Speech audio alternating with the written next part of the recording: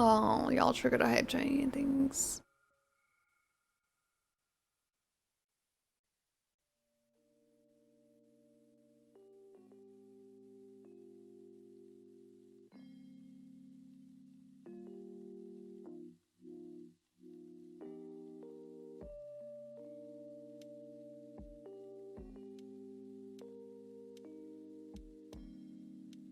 Elon Musk's wealth has surpassed $200 billion. It would take the median U.S. worker over 4 million years to make that much. Wealth inequality is eating this country alive. We're now in America's second Gilded Age, just like the late 19th century, when a handful of robber barons monopolized the economy, kept wages down, and bribed lawmakers. While today's robber barons take joyrides into space, the distance between their gargantuan wealth and the financial struggles of working Americans has never been clearer. During the first 19 months of the pandemic, U.S. billionaires added $2.1 trillion to their collective wealth, and the rich haven't. This video is already out of date. Elon's wealth is at 323 billion. Oh my god, I can't believe Elon Musk's wealth has surpassed $250 billion.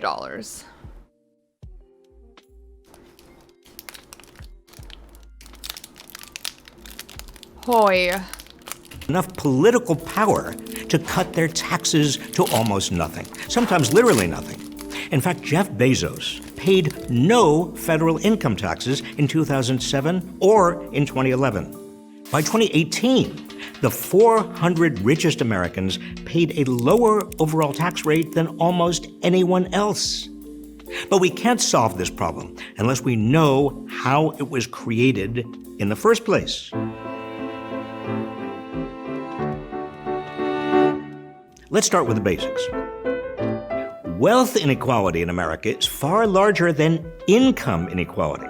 Income is what you earn each week or month or year. Wealth refers to the sum total of your assets. Your car, your home, art, anything else you own that's valuable. Valuable not only because there's a market for it, a price other people are willing to pay to buy it, but because wealth itself grows. As the population expands and the nation becomes more productive, the overall economy continues to expand. This expansion pushes up the values of stocks, bonds, rental property, homes, and most other assets. Of course, recessions and occasional depressions can reduce the value of such assets, but over the long haul, the value of almost all wealth increases. Next, personal wealth comes from two sources. The first source is the income you earn but don't spend. That's your savings. When you invest those savings in stocks, bonds, or real property or other assets, you create your personal wealth, which, as we've seen, grows over time. The second source of personal wealth is whatever is handed down to you from your parents, grandparents, and maybe even generations before them. In other words, what you inherit. For the 2-1 subby. The wealth gap between the richest Americans and everyone else is staggering. Thank you, Paul Flowers. In the 1970s, the wealthiest 1% owned about 20% of the nation's total household wealth. Now, they own over 35%. Much of their gains over the last 40 years have come from a dramatic increase in the value of shares of stock. For example, if someone invested $1,000 in 1978 in a broad index of stocks, say the S&P 500, they would have $31,823 today, adjusted for inflation. Who's benefited from this surge? The richest 1%, who now own half the entire stock market. But the typical worker's wages have barely grown. Most Americans haven't earned nearly enough to save anything. Before the pandemic, when the economy appeared to be doing well, almost 80% were living paycheck to paycheck. So as income inequality has widened, the amount that the few high-earning households save, their wealth, has continued to grow. Their growing wealth has allowed them to pass on more and more wealth to their heirs. Take, for example, the Waltons, the family behind the Walmart empire, which has 7 heirs on the Forbes billionaires list. Their children and other rich millennials will soon consolidate even more of the nation's wealth. America is now on the cusp of the largest intergenerational transfer of wealth in history. As wealthy boomers pass on, somewhere between $30 to $70 trillion will go to their children over the next 3 decades. These children will be able to live off this wealth and then leave the bulk of it, which will continue growing, to their own children, tax-free. After a few generations of this, almost all of America's wealth could be in the hands of a few thousand families. Concentrated wealth is already endangering our democracy. Wealth doesn't just beget more wealth, it begets more power. Dynastic wealth concentrates power in the hands of fewer and fewer people who can choose what nonprofits and charities to support and which politicians to bankroll. This gives an unelected elite enormous sway over both our economy and our democracy. We might come to resemble the kind of dynasties common to European aristocracies in the 17th, 18th, and 19th centuries. Dynastic wealth makes a mockery of the idea that America is a meritocracy where anyone can make it on the basis of their own efforts. It also runs counter to the basic economic ideas that people earn what they're worth in the market, and that economic gains should go to those who deserve them.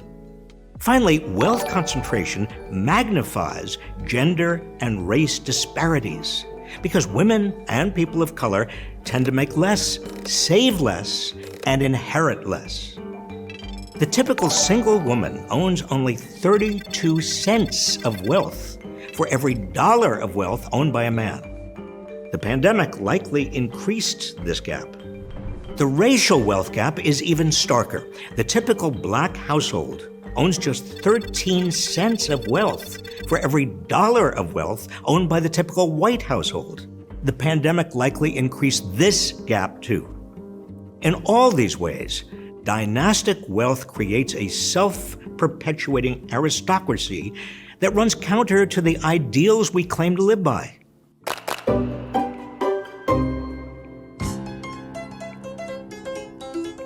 Thanks, The Sonic. last time America faced anything comparable to the concentration of wealth we face today was at the turn of the 20th century. That was when President Teddy Roosevelt warned that, quote, a small class of enormously wealthy and economically powerful men whose chief object is to hold and increase their power, unquote, could destroy American democracy. Roosevelt's answer then was to tax wealth. Is that George Burns? Congress enacted 2 kinds of wealth taxes. The first, in 1916, was the estate tax, a tax on the wealth someone has accumulated during their lifetime, paid by the heirs who inherit that wealth. The second tax on wealth, enacted in 1922, was a capital gains tax, a tax on the increased value of those assets paid when those assets are sold. But both of these wealth taxes have shrunk since then, or become so riddled with loopholes that they haven't been able to prevent a new American aristocracy from emerging. The Trump Republican tax cut enabled individuals to exclude $11.18 million from their estate taxes. That means one couple can pass on more than $22 million to their kids tax-free. Not to mention the very rich often find ways around this tax entirely. As Trump's former White House National Economic Council Director Gary Cohn put it, only morons pay the estate tax. What about capital gains on the soaring values of wealthy people's stocks, bonds, mansions, and works of art? Here, the biggest loophole is something called the stepped-up basis. If the wealthy hold on to their assets until they die, their heirs inherit them without paying any capital gains taxes whatsoever.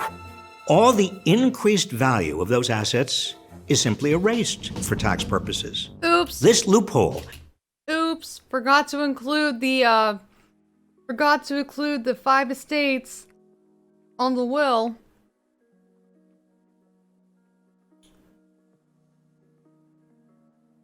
Somebody said the Waltons are trying to make changes to the estate tax.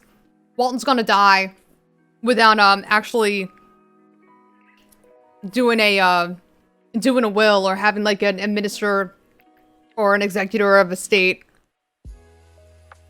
Everyone's just gonna know what to fucking do once the old motherfucker dies. It's gonna be great. Heirs an estimated $40 billion a year.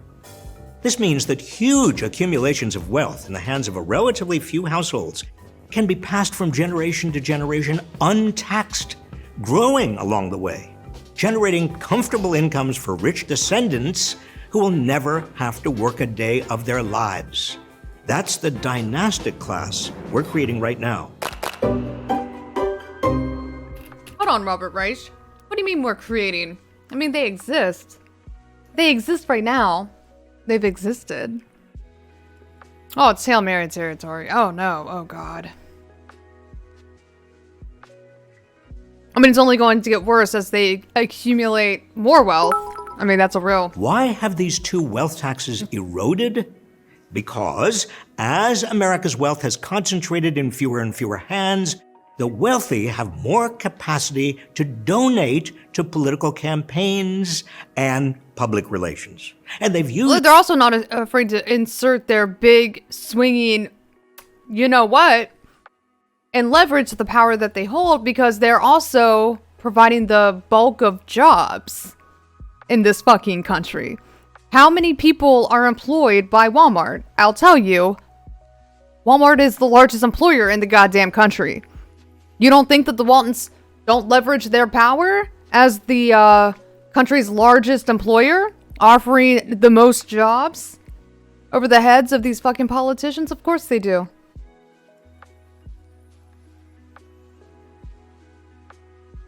That's a big one.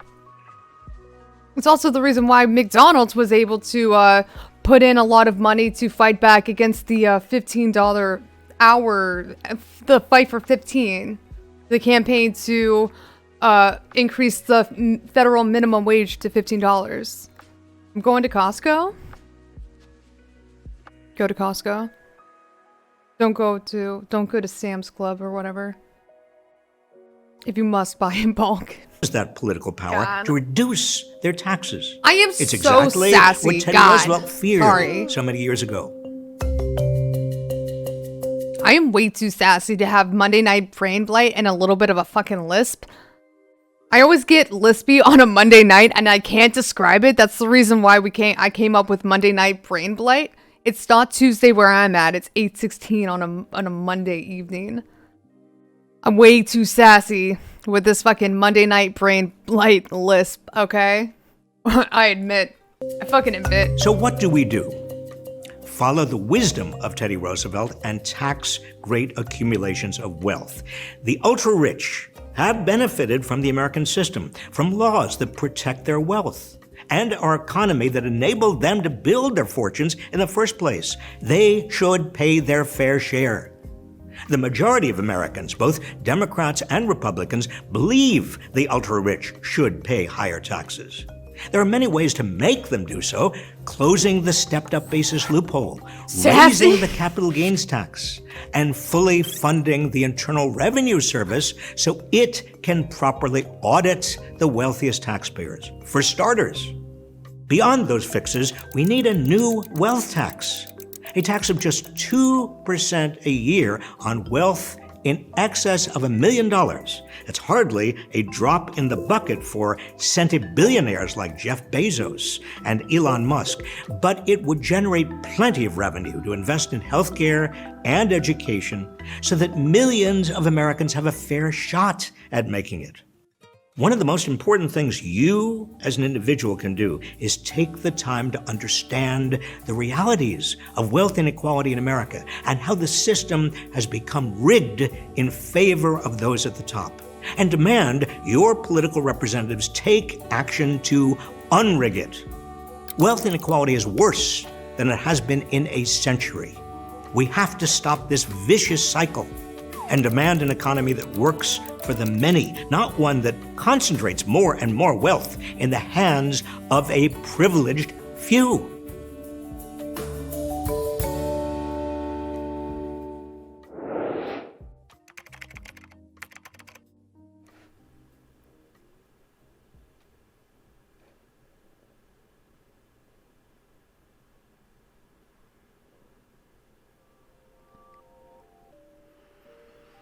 Hmm. 2022, here we come. I don't know what to do with the 2022. I don't know about you. We're losing in 22. I'm going to see myself out now.